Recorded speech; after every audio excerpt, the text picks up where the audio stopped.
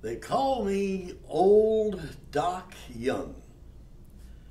Did you ever think about the old saying that when the student is ready, that the teacher will appear? Or did you think about it when the teacher's ready, the students appear? Either way, it makes a lot of sense.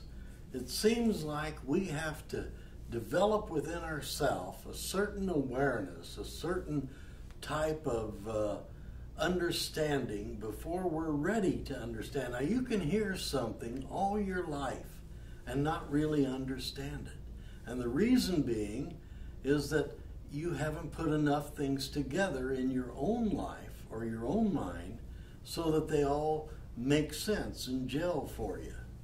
I was just looking on the news this week, and they passed a law in New York City or New York State that they have gay marriage. Isn't that nice? Shucks, won't be long, and some guy's going to want to marry their horse, and they'll have to pass a law to make that legal, won't they? You think that's a little far out? I do too. But the idea that I'm trying to get across with that is this.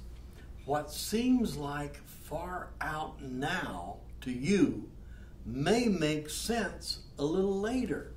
Maybe you're just not ready for the kind of truth that's out here for all of us. You know, for years, man has tried to create a God that is built in the image of man instead of man being created in the nature of God. Now, you notice I did say nature, and if you read it in the original, before it was translated out of Genesis to say image of God, it reads nature. That means that we have within us everything in the small that God is in the large. Now, that might be a little difficult for some people to understand, but if you keep reading in Genesis, you find out that God said that you had dominion over everything. Everything on this earth you are in charge of. Dominion, meaning it's up to you. It's what you make of it. It's not what happens to you. It's the way you react to what happens to you. It's not your environment. It's not your conditioning. It's not your parents, and it's not your therapist. It's you. You're the one that does all this in the final analysis. The final thing is up to you. Maybe that means you're your own teacher and your own student.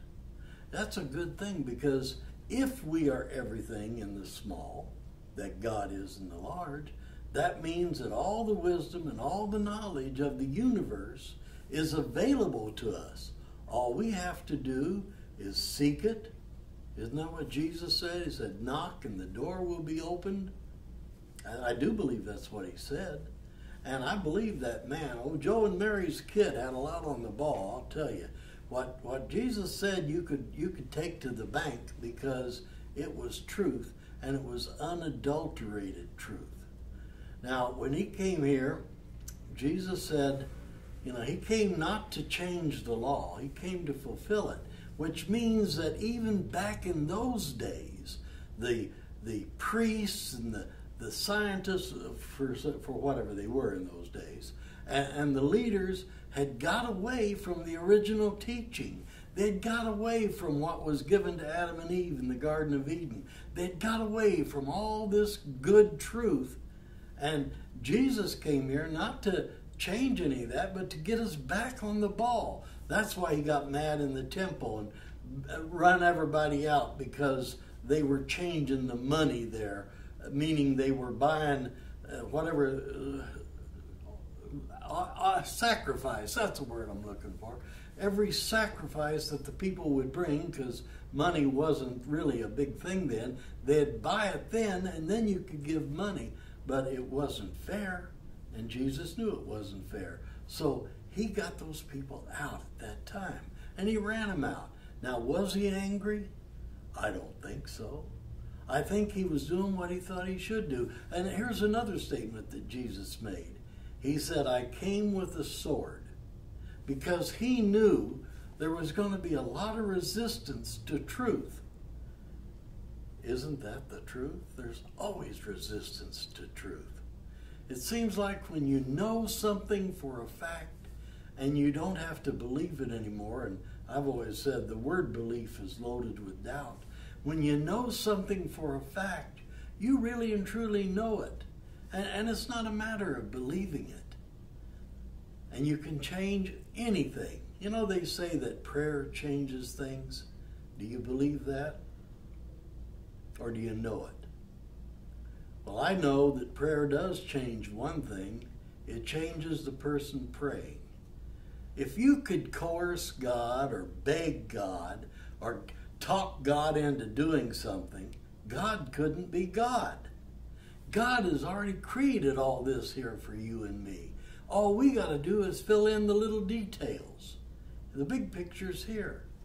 You want to get the big picture and you want to be a part of it? Well, then I'm going to ask you to come back and visit us every week here at the Winchester Cathedral, because that's what we're going to do. We're going to give you a lot of good ideas and a lot of real teaching.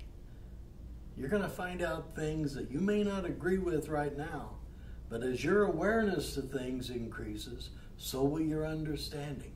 And you'll be able to understand these things, and you'll be able to make them a part of your life.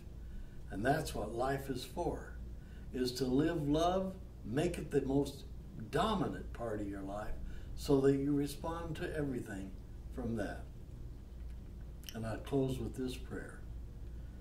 Father, I give honor and thanks that thou hast seen fit to keep me free from the cowardice that shrinks from a new truth, and from the laziness that could ever be content with a half-truth.